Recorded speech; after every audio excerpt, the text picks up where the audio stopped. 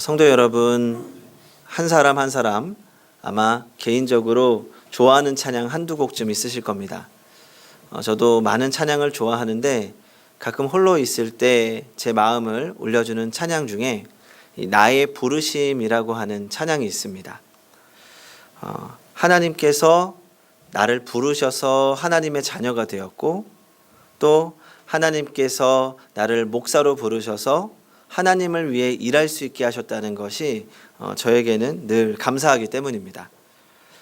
성도님들께서도 지금 우리가 이곳에서 이 자리에 있는 것이 하나님의 부르심이라는 것을 믿으십니까?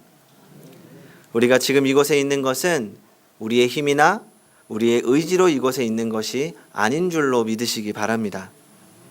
하나님께서 우리를 부르지 않으셨다면, 하나님께서 우리를 자녀 삼아 주지 않으셨다면 우리는 감히 이곳에 있을 자격이 없는 사람들입니다. 하지만 우리가 이곳에 있다는 것이 우리에게 은혜이고 감사입니다. 그렇다면 우리는 하나님의 부르심을 받은 사람으로서 어떻게 살아가야 될까요? 하나님의 부르심을 받은 우리는 어떤 자세로 하나님을 위하여 일을 해야 될까요? 이것에 대해서 우리에게 잘 말해주고 있는 말씀이 바로 오늘의 본문입니다. 오늘의 본문은 제가 오래전에 우리 행복한 교회가 온가족 찬양 예배를 하기 전에 매주 오후 찬양 예배를 할 때 한번 나눴던 말씀입니다. 그때는 이제 많은 분들이 참석하지 못하셔서 언젠가 행복한 교회 성도님들 모두에게 꼭 다시 한번 전해야겠다고 마음먹은 말씀입니다. 그러던 중에 우리 다음 주에 우리 행복한 교회에 아주 중요한 행사가 있습니다. 무엇입니까? 은퇴 임직식이 있습니다. 은퇴 임직식을 앞두고 임직받는 분들만 주님께 부르심 받은 자들이 아니라 우리 모든 성도들이 주님의 부르심을 받은 자로서 우리의 믿음의 생활에 대해서 다시 한번 생각할 수 있겠다는 마음이 들어서 오늘 말씀을 나누려고 합니다. 우리가 읽은 말씀에 보면 사도 바울은 하나님을 위해서 주의 자녀들이 어떤 자세로 일해야 되는지 세 가지로 예를 들어서 설명하고 있습니다. 먼저 첫 번째입니다. 오늘 본문 3절과 4절을 한번 같이 읽어보겠습니다. 3절과 4절 시작. 너는 그리스도 예수의 좋은 병사로 나와 함께 고난을 받으라. 병사로 복무하는 자는 자기 생활에 얽매이는 자가 하나도 없나니 이는 병사로 모집한 자를 기쁘게 하려 함이라. 우리가 하나님의 부름받은 사람으로서 가져야 할 첫 번째 자세, 바로 군인의 자세입니다. 그렇다면 군인에게 있어서 가장 중요한 것은 뭐라고 생각하십니까? 이제 군대에 들어가게 되면 이제 많은 훈련을 받게 되는데 가장 먼저 하는 것이 이 정신적인 무장을 하는 겁니다. 저도 훈련을 받는 동안 그 정신적인 무장을 하는데 초기 한 3주, 4주 동안 아주 집중해서 이 정신교육을 하는 겁니다.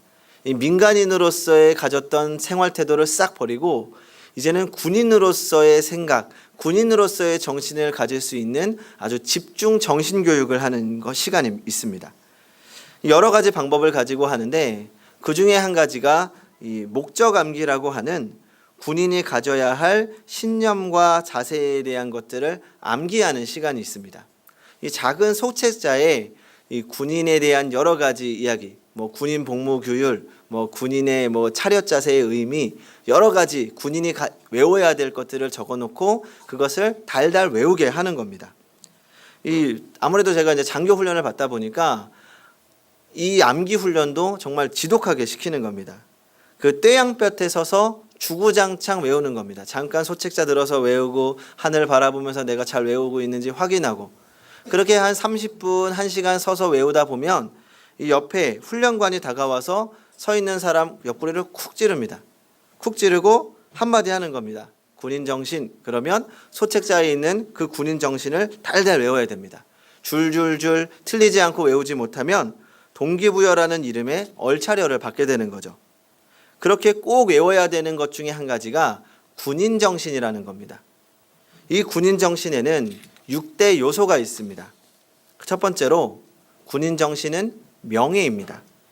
명예는 자기 본분에 충실하면서 자부심을 견지하고 전투에서 비굴한 삶보다 용감한 죽음을 선택하는 것. 둘째로 충성입니다. 충성의 대상 중 가장 우선적으로 충성해야 될 대상은 국가다. 셋째, 진정한 용기. 용기는 용맹스럽고 굳센 기운. 넷째, 필승의 신념. 신념이란 굳게 믿어 의심하지 않는 마음으로써 군인은 반드시 승리하겠다는 신념으로 무장해야 합니다. 다섯째, 임전무퇴의 기상. 물러서지 않는 용기로 앞서 나가는 것. 마지막, 애족의 정신.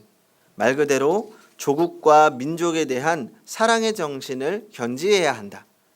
이 6가지가 무엇입니까?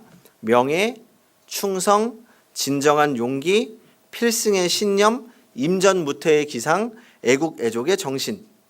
참 군인이라면 이 6가지의 군인 정신을 가져야 된다는 겁니다. 이 모두가 중요한 거지만 저는 개인적으로 이 6가지 중에 가장 중요한 것이 있다면 충성심이라고 생각합니다. 어떤 상황에서도 지휘관의 명령에 따라서 행동하는 충성심, 이것이 군인에게 있어서 가장 중요합니다. 만약 이런 충성심이 없다면, 그래서 지휘관이 하는 명령을 듣지 않고 자기 마음대로 행동한다면 그 군대는 절대로 전쟁에서 승리할 수가 없습니다. 그래서 전쟁을 하는 도중에 가장 크게 처벌받는 것이 하극상입니다. 명령에 불복종하는 것이 가장 큰 죄입니다. 왜냐하면 위급한 순간에 명령을 즉시 시행하지 않으면 그 불이행으로 더 큰 일이 생기기 때문입니다. 이처럼 하나님의 군사로 부름받은 우리 역시 우리 마음대로 어떤 일을 하고 말고 하는 것이 아니라 우리를 부르신 하나님의 뜻에 따라 일하는 그런 충성심이 필요한 것입니다. 그리고 또 한 가지가 있다면 필승의 신념이라고 생각합니다. 우리 그리스도인들은 승리를 믿는 사람들입니다. 승리하는 사람들입니다. 기도는 이미 이루어졌음을 믿는 것이고 승리의 이름이신 예수 그리스도의 이름으로 사는 사람들입니다. 우리가 하나님께 충성할 수 있는 이유는, 하나님의 말씀에 무조건적으로 순종할 수 있는 이유는 우리 하나님께서 우리를 반드시 승리로 이끄신다는 것을 믿기 때문입니다. 전 우리 그리스도인들이 군인 정신으로 무장해야 한다고 생각합니다. 하나님의 부르심을 받은 사람으로 결코 물러서지 않고 주님의 이름으로 승리하는 군사와 같은 그리스도인이 되어야 합니다. 바울이 말한 두 번째, 5절을 한번 같이 읽어보겠습니다. 시작. 경계하는 자가 법대로 경계하지 아니하면 승리자의 관을 얻지 못할 것이며. 두 번째 자세는 경기하는 자, 즉 운동선수의 자세가 필요하다는 것입니다. 그 올림픽이나 각종 운동 경기를 보면 운동선수들은 그 경기를 위해서 정말 열심히 연습하고 또 시합에서는 젖먹던 힘까지 다해가면서 최선을 다합니다. 우리 방송실에서 사진을 한번 좀 보여주시겠습니까? 깔아놓은 게 있는데, 네, 첫 번째 사진 혹시 누구 발인지 아십니까? 맞습니다. 정현 선수의 발입니다. 정현 선수. 그 테니스로 국위 선양을 하는 아주 훌륭한 선수입니다. 그 정현 선수가 지난 1월에 열린 호주 오픈 테니스 대회에서 로저 페더러 선수에게 기권패를 당했습니다. 그러니까 2세트 도중에 심해진 저 발가락 부상 때문입니다. 아무래도 평소에 워낙 열심히 하고 열정적으로 훈련을 받고 시합에 하다 보니 이 부상이 생겨서 끝까지 테이핑 감고 참여하려고 했지만 결국은 기권을 할 수밖에 없었던 겁니다. 다음 사진을 한번 보겠습니다. 이 사진도 좀 유명한 사진인데 혹시 누구 발인지 아십니까? 박지성입니다. 박지성 선수의 발인데 이 발 모양만 봐도 얼마나 열심히 훈련했는지를 우리가 짐작할 수 있을 것 같습니다. 그리고 세 번째 사진입니다. 네, 누구 사진일까요? 맞습니다. 김연아 사진입니다. 김연아 선수가 퀸 연아라는 별명을 얻기 위해서 얼마나 많은 노력을 하고 또 노력했겠습니까? 값진 노력으로 세계 정상에 올라갈 수 있었던 것입니다. 그런데 이런 운송선수들은 도대체 무엇을 위해서 이렇게 고통당하면서 발에 상처를 입으면서 열심히 훈련하는 것입니까? 바로 승리하기 위해서입니다. 승리의 영광을 맛보기 위해서 오늘의 훈련을 참고 견뎌내는 겁니다. 그 금메달 한번 목에 걸어보겠다고 수십일간, 수개월 동안 합숙하고 훈련하고 또 훈련하는 겁니다. 훈련이 없으면 승리도 없습니다. 이처럼 우리 그리스도인들도 이 세상에서 영적인 승리를 하기 위해서는 반드시 영적인 훈련을 해야 합니다. 영적으로 무장하지 않으면 절대 이길 수가 없습니다. 오늘날 사탄은 더욱더 다양한 방법으로 우리를 넘어뜨리려고 하고 있습니다. 우리가 훈련하고 무장하지 않으면 금방 쓰러지고 넘어지게 되는 것입니다. 그래서 우리는 훈련을 피해서는 안 됩니다. 우리가 받아야 되는 훈련에는 무엇이 있을까요? 가장 기본적인 훈련이 있다면 예배 훈련입니다. 예배도 훈련입니다. 정확한 시간에 미리 준비되어진 예배를 통해서 우리의 마음을 굳게 하는 것입니다. 또 말씀을 묵상하고 말씀 위에 기도하는 훈련을 해야 합니다. 이 말이 쉽지만 매일 말씀을 묵상한다는 것이 절대 쉬운 일이 아닙니다. 하지만 그 쉽지 않은 일을 해내려고 애를 쓰고 지켜나갈 때 습관이 되고 삶이 변화되고 변화된 삶으로 승리하는 것입니다. 그래서 내 삶의 영적 훈련이 부족하다고 생각하십니까? 내 삶의 훈련이 모자라다고 생각하십니까? 그렇다면 나를 더 깎고 다듬어 갈 수 있는 훈련을 하셔야 됩니다. 예배도 제대로 훈련 받으셔야 됩니다. 특별히 저는 개인적으로 우리 성도님들에게 하루의 시간을 떼어놓고 주님과 교제할 시간을 마련하는 훈련을 하셨으면 좋겠습니다. 내 상황이 어떻든지 간에 내가 아무리 바쁘든지 간에 하루에 1시간만큼은 하루에 30분만큼은 아니 그것도 부족하다면 하루에 5분이라도 따로 시간을 내어서 주님과의 관계를 맺고 그 시간을 지속하려고 훈련하고 노력할 때 그것이 우리에게 습관이 되고 그것이 우리의 삶의 어려운 순간에 자연스럽게 튀어나오는 무기가 되는 것입니다. 그래서 말씀으로 무장할 수 있도록 훈련하시기 바랍니다. 언제든지 기도가 튀어나올 수 있도록 언제든지 하나님을 먼저 찾을 수 있도록 훈련하시기 바랍니다. 그런데 우리가 승리하는 것도 중요하지만 또 반드시 잊지 말아야 될 것이 있습니다. 경기의 규칙을 지키는 겁니다. 성도님들이 제가 이런 말씀 드리면 자꾸 웃으시더라고요. 그런데 제가 진짜 운동을 잘했습니다. 오늘도 웃으시네요. 초등학교 때이긴 하지만 제가 학교에서 멀리뛰기 대회 2등을 해서 학교 대표로 서울시 대회에 나가기도 했습니다. 아무래도 학교 대표로 나가는 것이다 보니까 다른 친구들보다 이제 학교 대표로 선발된 친구들은 다른 친구들보다 한 1시간 반 정도 먼저 등교해서 같이 운동장을 몇 바퀴 뛰고 그렇게 육상선수 훈련을 받는 겁니다. 그렇게 몇 달 동안 열심히 준비해서 서울시 대회 나갔습니다. 어떻게 됐을까요? 예선 탈락입니다. 제가 멀리 뛰지 못했기 때문이 아니라 저 정말 잘 뛰었는데 실전에 나가서 선을 2번 밟고 파울당해서 예선 탈락한 겁니다.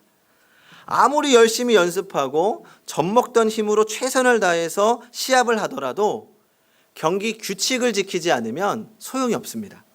반칙패입니다. 이렇게 승리 이상으로 규칙을 지키는 건 너무나도 중요합니다. 마찬가지로 하나님을 위해서 일하는 우리도 그냥 아무렇게나 하면 되는 게 아닙니다. 규칙을 따라서 일해야 됩니다. 먼저 정직하게 해야 합니다. 우리가 하나님의 일을 한다고 하면서 하나님이 원하시는 방법으로 일하지 않을 때가 있습니다. 약간의 변칙과 편법으로 교회 일을 하고 그리스도의 일을 하다 보면 그것은 참된 승리가 아니라 반칙패하게 되는 겁니다. 그리고 무엇보다 그런 우리 삶의 기준, 경기 규칙의 기준이 무엇입니까? 성경입니다. 성경의 기준은 세상이 요구하는 도덕보다 한 단계 위의 겁니다. 세상이 말하는 사회 통념이 아니라 말씀의 기준에 따라서 살아가야 됩니다. 말씀대로 살고 말씀대로 살아서 하나님의 방법으로 승리하는 것이 바로 그리스도인의 승리입니다. 이제 6절을 같이 읽어보겠습니다.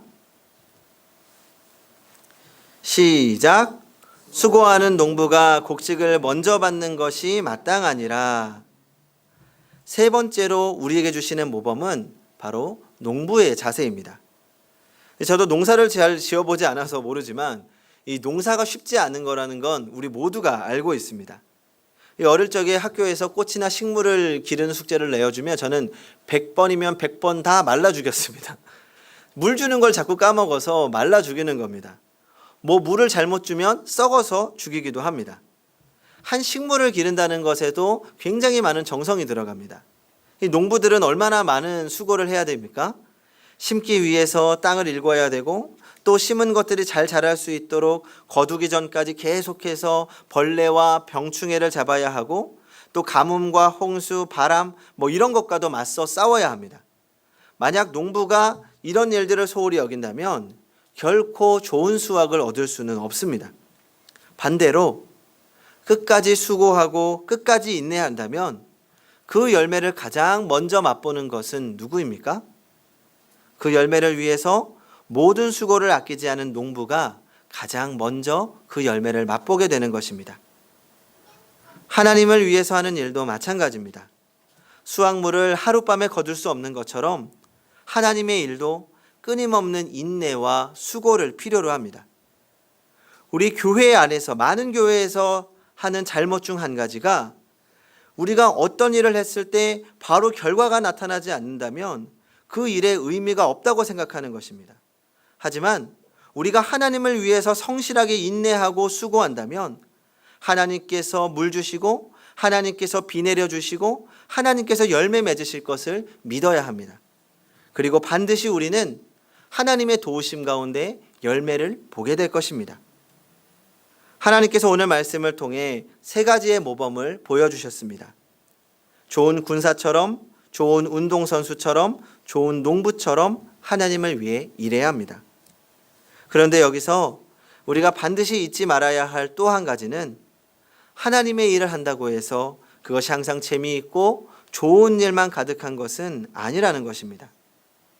예수님께서도 이 땅에 오셔서 하나님의 뜻을 따라 일하고자 하셨을 때, 그리고 우리를 구원하기 위해 십자가를 지셨을 때 그 모든 과정 속에서 고통과 고난이 있으셨던 것처럼 주의 자녀도 하나님의 일을 할 때 역시 그 앞에 수많은 고난과 어려움이 올 수 있다는 것입니다. 그래서 바울은 오늘 말씀을 통해 이렇게 말합니다. 9절을 같이 읽어보겠습니다. 시작. 복음으로 말미암아 내가 죄인과 같이 매이는 데까지 고난을 받았으나 하나님의 말씀은 매이지 아니하니라. 9절 말씀에서 자신이 죄인과 같이 매이는 데까지 고난을 받았다고 말하고 있습니다. 바울 역시 주님을 위해 충성을 다했고 주님을 위해 자신의 전부를 걸었지만 그의 인생은 결코 순탄하지 않았습니다. 그럼에도 불구하고 마지막 순간까지 끝까지 인내할 수 있었던 이유, 바로 바울을 위해 십자가를 지셨고 바울과 늘 동행하셨던 예수 그리스도 때문입니다. 예수님께서도 그런 삶을 사셨습니다. 마찬가지로 우리의 주의 자녀 또한 예수님과 같이 살아야 할 것입니다. 그렇게 하나님을 위해 최선을 다할 때 오늘 12절의 말씀처럼 주님과 함께 왕노릇하게 될 것이고 큰 영광을 얻게 될 것입니다. 19세기 후반에 카네기라고 하는 사람이 있었습니다. 미국의 철강 산업을 거대하게 성장시켰고 또 당대 최고의 자선사업가로 불려진 일명 철강왕입니다. 이 사람은 뛰어난 기업가로 세계 기업인들의 표상이었습니다. 그런 그에게 이제 후계자를 결정해야 할 순간이 다가왔습니다. 그 직원 중에는 유능하고 명문대 인재들이 넘쳐났지만 카네기의 최후 결정은 찰스 스웹이라고 하는 사람이었습니다. 찰스 스웹은 초등학교밖에 나오지 못한 사람입니다. 그래서 처음에는 그 회사의 정식 직원도 아니었고 자벽부로 취직을 합니다. 하지만 그는 비록 자벽부였지만 무엇이든지 큰 일이든 작든 일이든 할 수 있는 일에 최선을 다하고자 하는 성실함을 가지고 있었습니다. 매일매일 공장의 구석구석을 정리하고 깨끗이 청소했습니다. 마치 자기 집처럼, 자기가 주인인 공장인 것처럼 그렇게 열심히 정돈했습니다. 사람들은 그 모습을 보고 비웃었습니다. 돈도 안 주는 일에 뭐 저렇게 열심히 하나. 사람들의 비난과 조롱에도 아랑곳하지 않고 비가 오나 눈이 오나 꾸준히 누가 보든지 보지 않든지 공장을 청소하고 정리하며 이 공장이 나의 것이라는 꿈과 주인의식을 가지고 일했습니다. 그런 그의 행동과 태도는 비웃던 사람들에게 결국 감동을 주었습니다. 또 성실함을 인정받고 자벽부에서 정식 사원으로 발탁이 됩니다.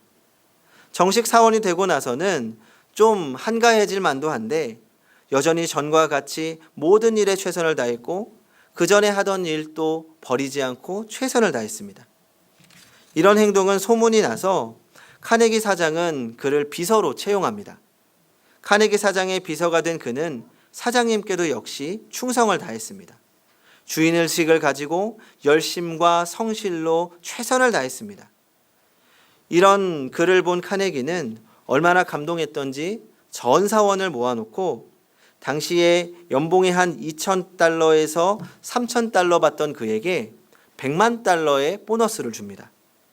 그리고 카네기는 스웹이 품고 있는 꿈과 주인의식은 그 어떤 값으로도 계산할 수 없는 것이라고 칭찬했습니다. 그리고 이제 연로에서 은퇴하게 되자 사람들은 회사의 후계자가 누가 될지 궁금해했습니다. 하버드 대학의 출신이 될 것인지 프린스턴 대학의 출신이 후계자가 될 것인지 모두가 술렁거릴 때 카네기는 자벽부에서 자신의 비서가 된 찰스 스웹을 후계자로 임명합니다. 이런 사실은 온 세계를 깜짝 놀라게 했습니다. 그리고 스웹 자신도 매우 당황했습니다. 하지만 카네기는 학력과 지식이 높은 사람이 회사를 잘 이끌어가는 것이 아니라 회사에 대한 사랑과 주인의식 그리고 꿈을 가진 사람만이 회사를 잘 운영할 수 있다고 믿었던 것입니다. 그래서 배운 것 없지만 성실과 꿈을 가지고 있었던 찰스를 적임자로 세운 것입니다.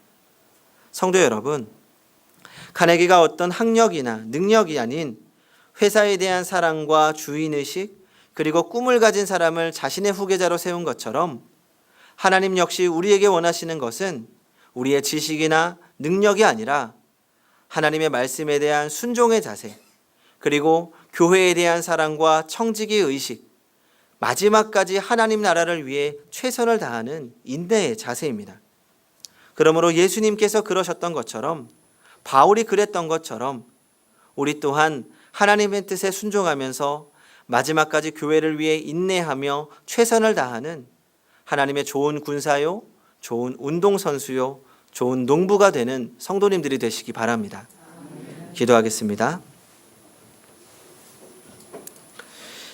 우리를 지명하여 부르신 아버지 하나님, 이 땅에서 주의 부름을 받은 자녀로서의 정체성을 늘 기억하며 살게 하여 주시옵소서. 이제는 주의 자녀로서 좋은 군사요, 좋은 운동선수요, 좋은 농부처럼 주를 위해 싸우고 성실하게 충성하며 하나님의 영광을 나타내는 삶을 살게 하여 주시옵소서. 그리할 때 부족한 우리를 주님이 사용해 주시고 주의 은혜를 경험하게 하실 줄 믿습니다. 그렇게 주의 은혜 안에 살게 하여 주시옵소서.